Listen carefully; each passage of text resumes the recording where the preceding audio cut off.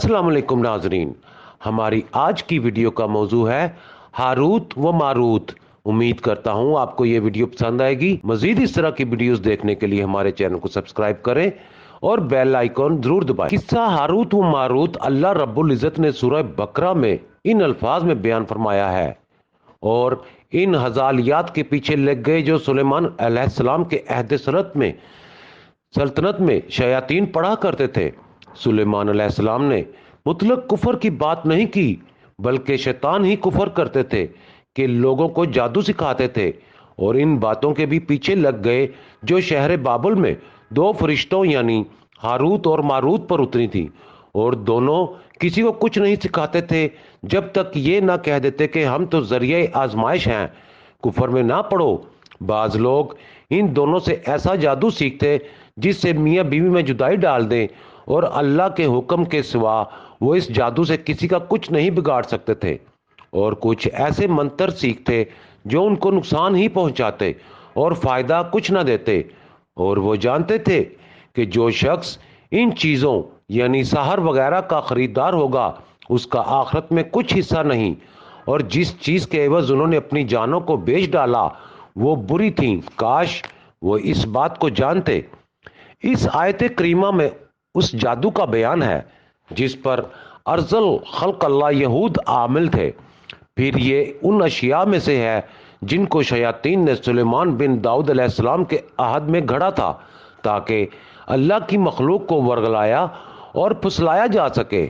और इसका ताल्लुक इससे भी है जो कुछ बाबल की सरजमीन में हारूत और मारूत पर नाजिल हुआ था। सानी जिक्र अहद के एतबार से अव्वल जिक्र से मुतकद्दम है, क्योंकि किस्सा हारूत और मारूत बकौल इब्न इसहाक ज़माना नूह अलैहिस्सलाम से पहले का है।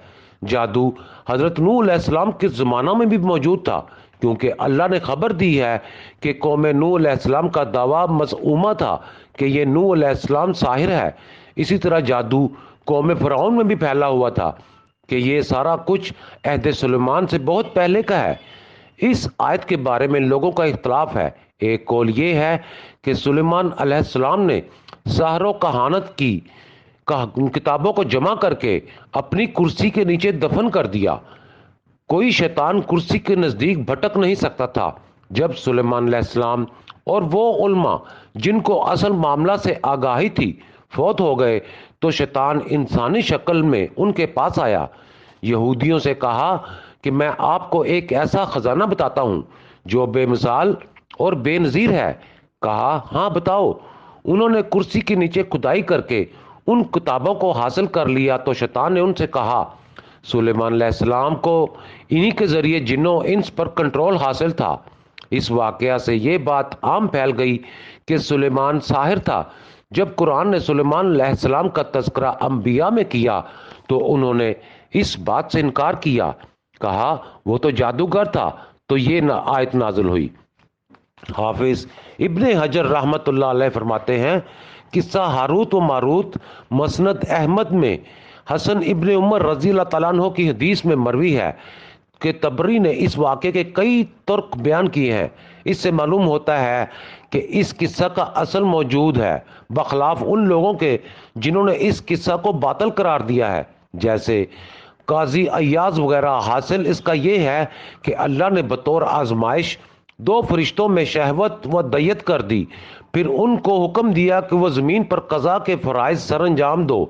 मुद्दत दराज तक उन्होंने बसूरत बशर ज़मीन पर अदल इंसाफ कायम किए, फिर हसीन जमील औरत पर फरेफ्ता होकर फितना में पड़ गए। इस बिना पर उनको बतौर सज़ा बाबुल के कुएं में उल्टा लटका दिया गया। उनकी इब्तला इल्म के ज़रिया ही हुई। जो इस इल्म तक रसाई चाहता उनका कसद करता वो उस वक़्त तक किसी को तालीम न देते जब तक उसे डराते और मना न कर लेते। जब किसी को इसरार होता तो उससे गुफ्तगू करते और तालीम देते। इस इल्म की हकीकत उन पर मुनक्कशफ थी। लोग उनसे उन अशिया की तालीम हासिल करते जिनकी वजाहत कुरान में है।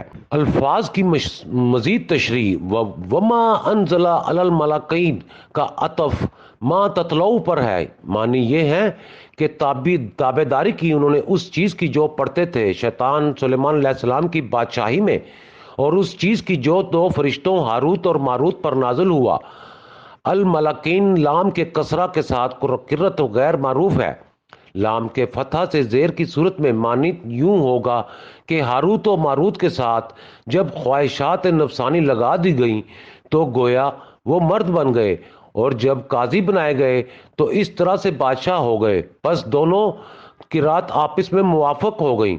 بعض لوگ وما انزل علی الملکین کے ماں کو نفی کا بتاتے ہیں اور معنی یوں کرتے ہیں کہ نہیں اتاری گئی فرشتوں پر کوئی چیز جادو سے، اور لفظ ببابل کو یعلمون الناس السحر سے متعلق بتاتے ہیں، یعنی شیطان لوگوں کو جادو بابل شہر میں سکھاتے تھے اور ہاروت اور ماروت کو شیاطین سے بدل بناتے تھے۔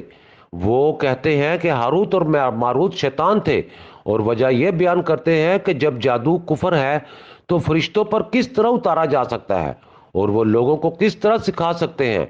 اس اشکال کا جواب یہ ہے کہ اللہ جس چیز کے ساتھ چاہے بندوں کی آزمائش کرے، اسی لیے وہ پہلے کہہ دیتے کہ یہ کفر ہے تاکہ کوئی شخص دھوکے میں نہ رہے۔ جب کوئی باز نہ آتا تو اس کو سکھا دیتے، اور نظم قرآن کے لحاظ سے ما انزل کے ماں کو نفی کے لیے بنانا صحیح نہیں، کیونکہ اس نظم قرآن میں کئی کمزوریاں پیدا ہوتی ہیں۔ بابل کا تعلق اگر بما انزل سے ہو تو پھر ہاروت و ماروت کو شیاطین سے بدل بنانا صحیح نہیں، کیونکہ شیاطین صیغہ جمع ہے، جبکہ ہاروت ماروت تنبیہ ہے۔ نیز ملکین سے بدل نہ بنانا تو اس سے یہ سمجھا جاتا ہے کہ جادو ملکین پر اتارا گیا ہے، لیکن بابل میں نہیں بلکہ کسی اور جگہ۔ اور اگر بابل کا تعلق وَابْتَغَوْا مَا تَتْلُو الشَّيَاطِينُ سے ہو تو وہ بہت دور ہے، درمیان میں اور کلام آ گیا، اس سے عبارت میں خلل پیدا ہوتا ہے۔ ہاروت و ماروت ظاہر نظم کے لحاظ سے ملکین سے بدل ہے، کیونکہ ملکین تثنیہ ہے اور ہاروت و ماروت بھی دو ہیں۔ نیز ہاروت اور ماروت میں قرب بھی ہے۔ ہاروت ماروت کو شیاطین سے بدل بنانا ظاہر نظم کے بالکل خلاف ہے۔ اگر ہاروت و ماروت شیطان ہو تو پھر ان کا تبلیغ کرنا کہ ہم آزمائش ہیں تو کفر نہ کر، یہ صحیح نہیں، کیونکہ نیکی کی تبلیغ کی توقع شیاطین سے نہیں ہو سکتی۔ پس صحیح معنی وہی ہے جو پہلے بیان ہو چکا ہے کہ ما انزل کا تعلق ما تطلع سے ہے، اور معنی یوں ہے کہ تابع داری کی انہوں نے اس چیز کی جو پڑھتے تھے شیاطین سلیمان علیہ السلام کی بادشاہی میں، اور اس چیز کی جو اتاری گئی دو فرشتوں ہاروت اور ماروت پر۔